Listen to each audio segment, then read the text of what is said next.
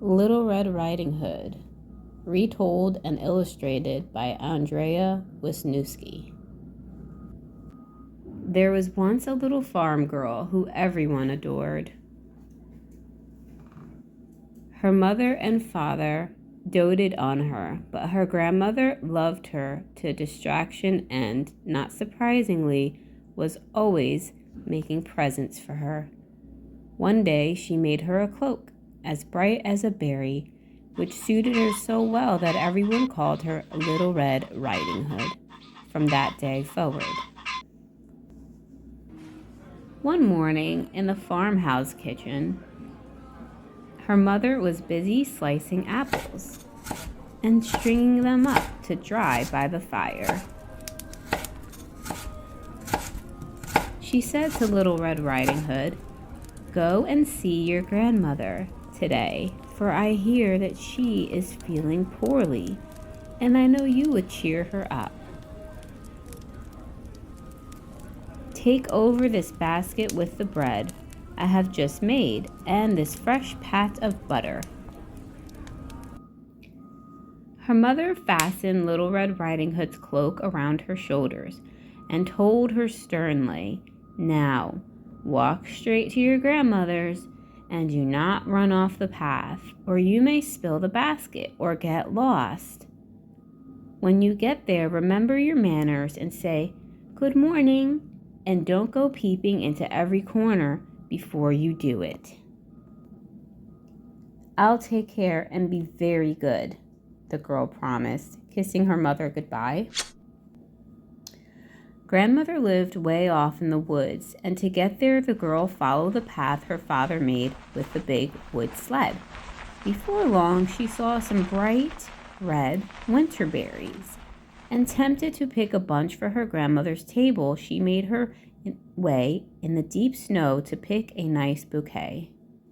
She failed to notice a large wolf watching her from a shadowy thicket.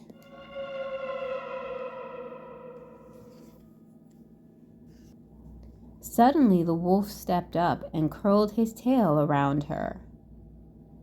Startled to see a wolf so close, and not knowing what a wicked creature he was, she was hardly surprised when he said, "Good day, Little Red Riding Hood. Where are you going on such a bright morning?" "To cheer up my grandmother with some warm bread and butter," answered the girl.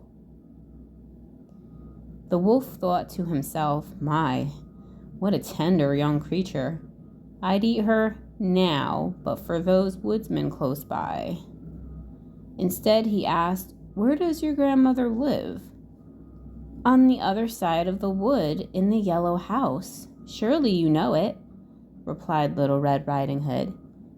"Oh, yes," answered the wolf, thinking to himself, "Now I will have 2 meals instead of 1, but I'll have to be plenty crafty to catch them both."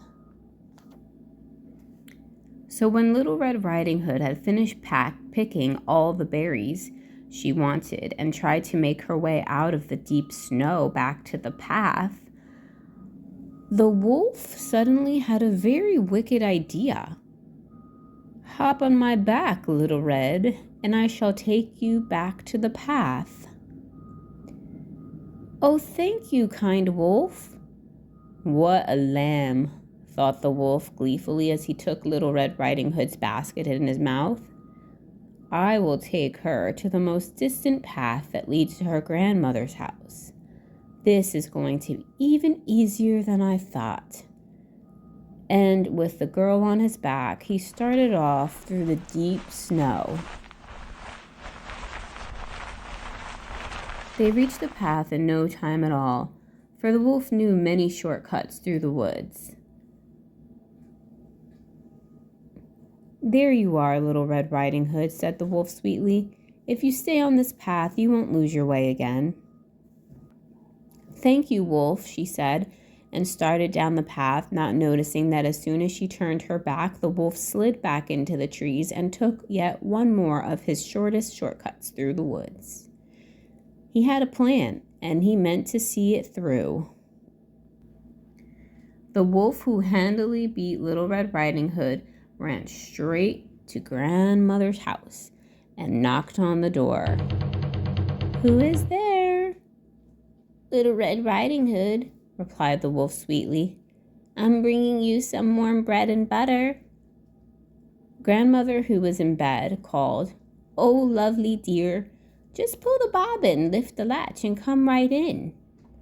The wolf naturally followed her instructions quite precisely, and in a jiffy he was inside the little cottage, quickly making his way to her small bedroom at the back of the house. The wolf rushed into the room and was at her bedside in a trice. When she saw it was a wolf and not her sweet granddaughter, she opened her mouth to scream. But the wolf was too quick and ate her up in one gulp. It had been a slim winter, and he was eager and very hungry. Grabbing Grandmother's lace nightcap and spectacles, which had fallen to the floor, the wolf quickly put them on and jumped in the bed and pulled the covers right up to his chin. Just then he heard a knock at the door. "Who's there?" rasped the wolf. Such a rough voice. Her dear grandmother did sound very sick. "It's your granddaughter bringing you some warm bread and butter to cheer you up." Softening his voice, the wolf called, "Pull the bobbin and lift the latch, dear, for I am sick in bed." Little Red Riding Hood opened the door to the dark room. "Close the door, child. The light hurts my eyes," cried the wolf. The room became even darker, and she could barely see. Going to the bed, she drew back the curtain. Even by the faint light coming through the window, she could see that her grandmother looked very strange indeed. It was the wolf dressed up as her beloved grandmother. A clever girl, she pretended not to notice, so she could figure out what to do next. She stalled, saying, "What big ears you have, Grandmother." "The better to hear you with," said the wolf. "And Grandmother, what big eyes you have." "The better to see you with, my dear child." "But your mouth is so big and your teeth are so sharp."